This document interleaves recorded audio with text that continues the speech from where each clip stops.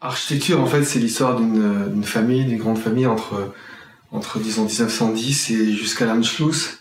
Ça raconte ce moment fort de l'histoire, spécialement en Autriche-Hongrie, où des gens brillants, ils sont tous philosophes, musiciens, écrivains, surtout les femmes d'ailleurs, jusqu'au moment où les uns après les autres sont éliminés, les uns exactement après les autres, jusqu'à l'Anschluss. Donc c'est quelque chose qui est à la fois extrêmement situé dans le temps, mais surtout ce qu'on voit et le fait de le faire aujourd'hui, en 2019-2020, c'est arriver à montrer comment même des gens extrêmement brillants à un certain moment n'ont pas réussi à repousser tout ce qui pouvait être nationalisme et fascisme.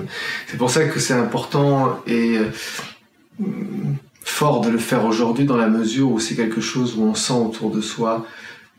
C'est pas dire que les choses sont exactement comme dans les années 30, mais on sent bien qu'il y a un retour il y a une demande, d'une certaine manière, à des pouvoirs forts, à des pouvoirs animés par le retour à ce qu'il y a de pire dans la nation, c'est-à-dire le refus de l'autre. Et c'est pour ça que c'est vraiment important de le faire comme ça. Le rêve original, c'était ça, c'était raconter cette histoire, raconter ces corps, raconter comment aussi le langage, d'une certaine manière, qui est entièrement dévoyé, comme on le voit aujourd'hui. Il suffit d'ouvrir les yeux, de regarder la télévision, d'écouter la radio, lire les journaux, en France et à l'étranger, pour se rendre compte que le langage est complètement utilisé à des fins contraires de ce qu'il dit. Et donc c'était important de montrer comment le langage fait souffrir les corps, comment le langage, d'une certaine manière, fait exploser les consciences comme ça.